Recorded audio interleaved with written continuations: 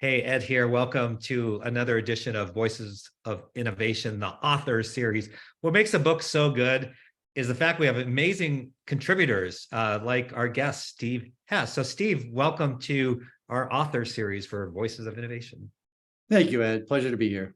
So I'm definitely going into commercial mode for a second. So we really are doing this to sort of tease you a little bit to go out and buy the book.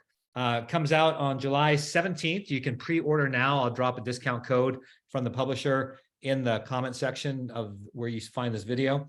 And there's a lot of reasons we did the book. So for one, for sure, is sharing best practices. And that's a cool thing, working in healthcare, where all of us CIOs, we're like always so willing to pick up the phone and talk to each other and share what's going on, because at the end of the day, we're trying to save people's lives, improve quality care. So it's a way to share best practices, and you hear them from 35 great health systems, including UC Health. And so that's what's cool. And then it's great for the brands of the organizations and people and stuff like that. But for me and Steve and everyone that's really part of this, all the author proceeds go to help cure cancer. And in this case, Mary Crowley Cancer Research Center, it's a phase 1 clinical trials organization where, that's where people who, these drugs are not yet out in the mainstream, fully proved. They're sort of experimental. And this is where people go for their last hope. So it's an amazing place, amazing mission. So everything goes there from the authors. So anyways, I wanted to have Steve on because Steve had a great contribution, Steve, in the chapter where we talk about creating roadmaps, and yours is really the story of the pandemic. And I don't want to tell your story, but can you share a little bit? Don't give away the whole secrets here, but share enough that would make people want to get the book and talk about your contribution. Well, first, thank you for the opportunity, Ed, and just thank you for leading, contributing to what an incredible cause. So just I feel honored and fortunate to be part of this. Yeah, so the chapter that I and the UCL team contributed to was around creating that roadmap. And as you know, as a leader, you can create a roadmap, but as you're creating blueprints, as you're the architect of a blueprint, often the way it ends up is not always the way you envision it from the start. And I think that's part of the story here within UC Health. So if you just turn back the clock a little bit to 2016, we had an incredible opportunity with the opening of some of new hospitals within the UCL family.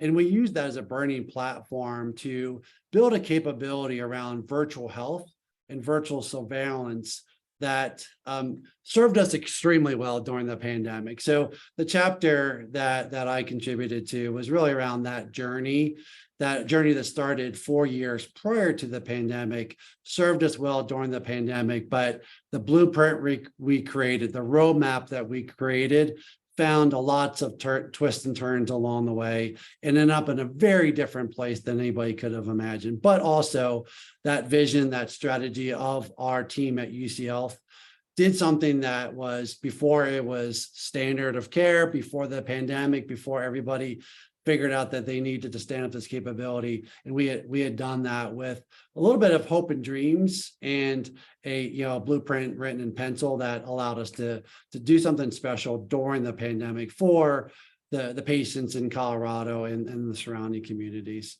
So it's a story about that journey, that 6-7 year journey, and where we started, where we ended, and all the twists and turns and detours and reroutes along the way. So it's a fun story to hear. It's a fun story to tell. And again, it's a story in leadership. And I'm not talking about just me. We have incredible clinicians and IT professionals and executives and so on that we're part of that journey. Yeah, I really loved it. It's full of great statistics as well. So you measured, and you could see what success you were having and make adjustments. And I think it's still serving you well today, even though the pandemic has somewhat subsided for everyone. That roadmap is continuing to carry you through, correct?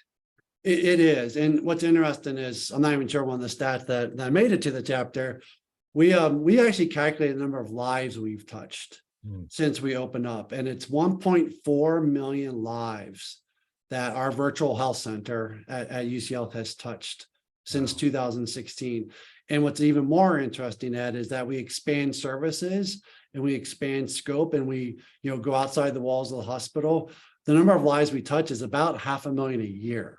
Wow. So it's 1.4 since that origin of 2016, but now it's going to continue to just exponentially grow because of the services that we're providing. And it feels like we think of a new service every couple of weeks of what we could do, especially with the nursing shortage, provider shortage, and just trying to do more with less. So again, it's a gift that keeps on giving. Success begets success, as I talk about in the chapter, but it's something that we continue to use. It's actually interesting. We've gone from this place of, we stood up this virtual health center early up, as the chapter describes, and we went from the rest of UC Health saying, what is this virtual health center?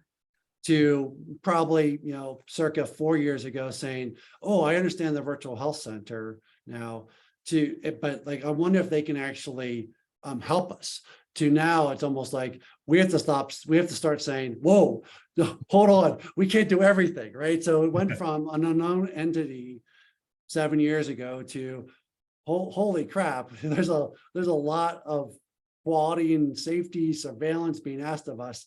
We got to make sure that we under promise and over deliver. So different problems over the life cycle of this journey. Really, really interesting. Yeah. So I really encourage people to read the book. And I can give witness, and I know I've shared this to you previously when we've met up, but my dad is one of those 1.5 million people, and he had, kind of like a double cancer going on. And it was great care that he received at UC Health, and some of it was virtual, which made it super easy, because mobility.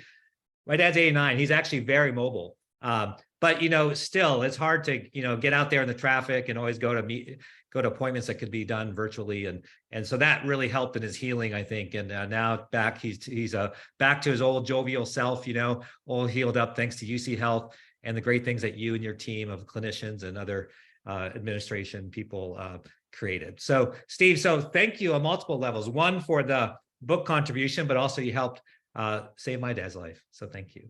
Well, I'm glad that was a positive outcome for your dad as well. So my pleasure, Ed. And again, thank you so much for what you do for the greater, healthcare IT community, but also for this incredible cause. Really appreciate you. All right, so that wraps up another in our author series. Go out and get the book. I'm telling you, it is a great book, and it is not because of me, because I wrote hardly anything. It's people like Steve. So go out and get it. Thank you. Thanks, Ed.